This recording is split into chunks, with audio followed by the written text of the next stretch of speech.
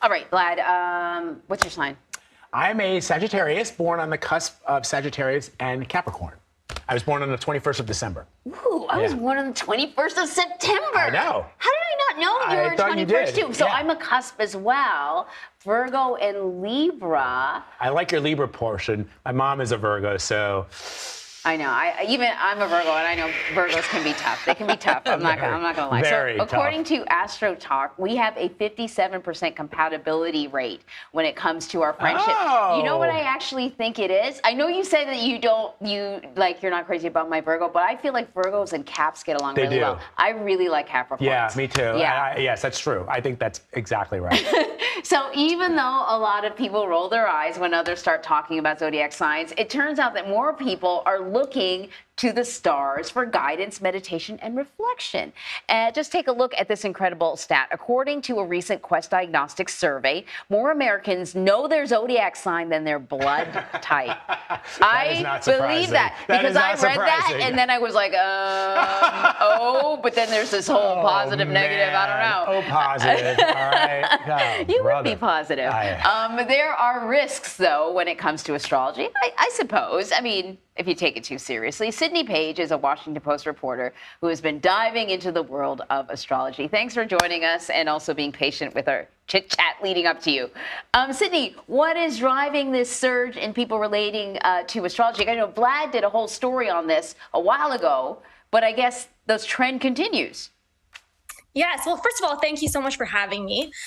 In my reporting, I found there are really two main driving forces behind this surging interest in astrology. And I would say the first is technology, which has really made astrological resources far more accessible to the public. So now you or I or anyone can go online and create a birth chart in the snap of our fingers and find out more about our zodiac signs.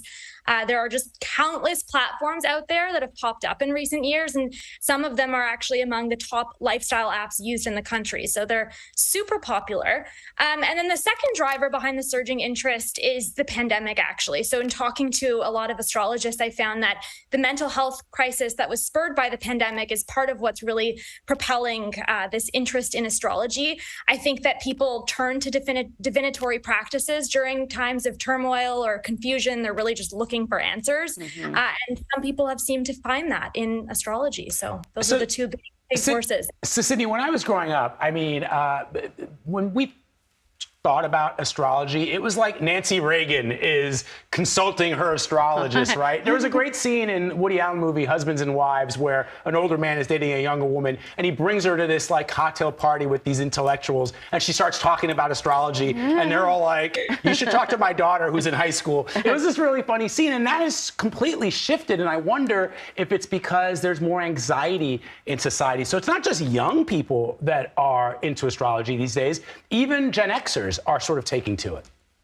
Yeah, definitely. I think you're right. I think that it is sort of something that's, there's obviously a lot of people that are very skeptical about it, but it's people of all ages can subscribe to astrology. And I think that, there's been waves of popularity over centuries and centuries. So it's been practiced for a very long time. And obviously there's a reason behind that. But as I said, I think that, mental health is a really big issue these days. And it kind of makes sense that the two forces are kind of rising in tandem. I think people are just looking for comfort. They're looking for answers. They're looking for support in some way. I think that astrology can be inherently therapeutic. A lot of people who are astrologically inclined told me that it's kind of a self-care practice in a way. So yeah, absolutely. People of all generations can benefit from it, I guess.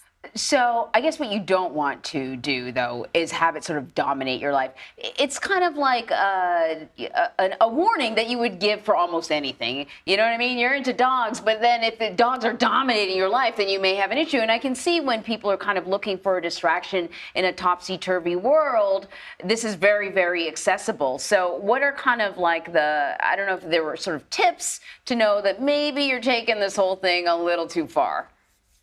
Yeah, I think that, there's two big concerns that are associated with this booming astrology field. The first of which is people could be taken advantage of. There are lots of scams out there.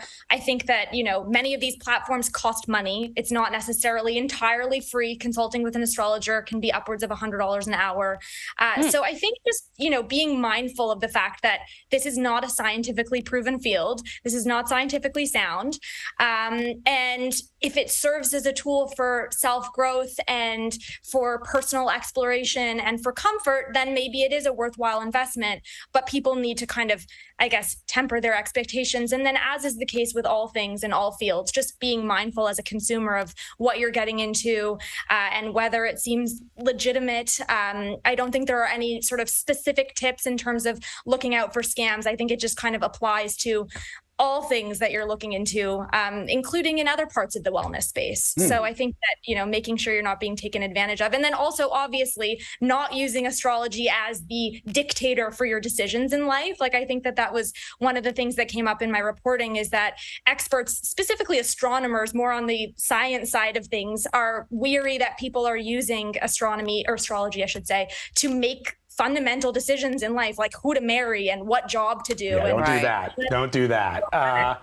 Sydney Page, thank you. Yeah, it'd be good to talk to a psychiatrist to find, to understand why people gravitate to things when they have no control in their lives. They look for things that offer some idea, semblance of control. Sydney Page, Washington Post, great article. Thanks so much for joining us. Thank you for having me.